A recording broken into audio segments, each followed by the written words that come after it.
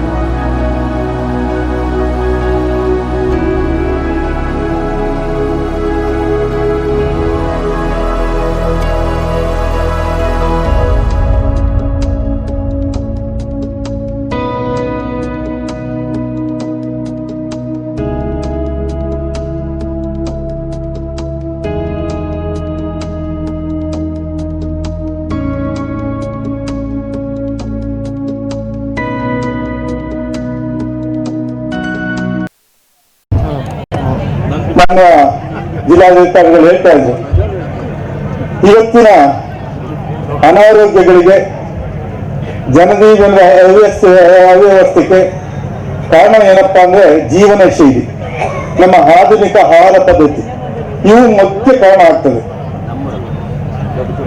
ನಿಮ್ಗೆಲ್ಲ ಗೊತ್ತೇ ಇದೆ, ಡಯಾಬಿಟಿಸ್ ಅಥವಾ ಸಕ್ಕರೆ ಕಾಯಿಲೆ ಬರ್ತಾ ಇದ್ದಿದ್ದು ಅಥವಾ ಹೃದಯ ರೋಗ ಬರ್ತಾ ಇದ್ದಿದ್ದು ಹಳ್ಳಿಗಾಡಿನಲ್ಲಿ ಒಂದು 30-40 ವರ್ಷದಿಂದ ಬಹಳ ಕಡಿಮೆ. ಹಳ್ಳಿಗಾಡಿನಿಂದ ಹೃದಯ ರೋಗ ಅಂತ ಯಾರು ಹಾಸ್ಪಿಟ್ಲಿಗೆ ಬರ್ತಿರ್ಲೇ ಇಲ್ಲ. ಡಯಾಬಿಟಿಸ್ ಅನ್ನೋದೆಲ್ಲ ಅಪರೂಪ ಇತ್ತು. ಅಂತ ಒಂದು ಕಾಯಿಲೆಗಳು ಈಗ ಸಾಮಾನ್ಯವಾಗಿ ಹೋಗ್ಬಿಟ್ಟಿದೆ. ಎಲ್ಲಿ ನೋಡಿದ್ರು ಕೂಡ, ಯಾರು ಕೇಳಿದ್ರು ಕೂಡ ಡಯಾಬಿಟಿಸ್, ಹೃದಯ ರೋಗ ಪೇಷಂಟ್ಸ್ಗಳೇ ಆಗಿದ್ದಾರೆ. ಸುಮಾರು 50-60 ವರ್ಷಕ್ಕೆ ಬರ್ತಿದ್ದಂತ ಈ ಕಾಯಿಲೆಗಳು ಇವತ್ತು 30 ವರ್ಷಕ್ಕೆ ಡಯಾಬಿಟಿಸ್ ಮತ್ತು ಹೃದಯ ರೋಗಗಳು ಬರುವಂತ ಒಂದು ಪದ್ಧತಿ, ಒಂದು ಸಂಪ್ರದಾಯ ಸ್ಟಾರ್ಟ್ ಆಗಿದೆ. ಇದಕ್ಕೆಲ್ಲ ಕಾರಣ ಏನಂತಂದ್ರೆ ನಮ್ಮ ಆಹಾರ ಪದ್ಧತಿ ಮತ್ತು ಜೀವನ ಶೈಲಿ. ಈ ಒಂದು ಪದ್ಧತಿಗಳಲ್ಲಿ ನಾವು ಕರೆಕ್ಟ್ ಆಗಿ ಮೇಂಟೈನ್ ಮಾಡ್ಕೊಂಡ್ರೆ ಇಂಥ ಕಾಯಿಲೆಗಳು ನಮ್ಗೆ ಬರೋದನ್ನು ಕೂಡ ಕಡಿಮೆ ಮಾಡ್ಕೋಬಹುದು. ಇವತ್ತು ಯಾವುದೇ ಒಂದು ಆಹಾರ ತಗೊಂಡ್ರು ಕೂಡ ಕಾರ್ಬೋಹೈಡ್ರೇಟ್ ಅಥವಾ ಪಿಷ್ಟ ಅಂತೀವಲ್ಲ, ಸಕ್ಕರೆ ಅಂಶಗಳು ಜಾಸ್ತಿ ಇದೆ. ಹೃದಯ ರೋಗ ಬರೋಕ್ಕೆ ಕೊಲೆಸ್ಟ್ರಾಲ್ಗಳು, ತಿನ್ನುವಂತ ಆಹಾರದ ಕೊಲೆಸ್ಟ್ರಾಲ್ ಅಂಶಗಳು ಜಾಸ್ತಿ ಇರೋದ್ರಿಂದ ಹೃದಯ ರೋಗ ಬರೋದು, ರಕ್ತದಲ್ಲಿ ಬ್ಲಾಕ್ ಆಗೋದು, ಇವೆಲ್ಲ ಕೊಬ್ಬಿನಂಶ ಜಾಸ್ತಿ ಆದಾಗ ಕಾರಣ. ಅದಕ್ಕೋಸ್ಕರನೇ ನಮ್ಮ ಸರ್ಕಾರ,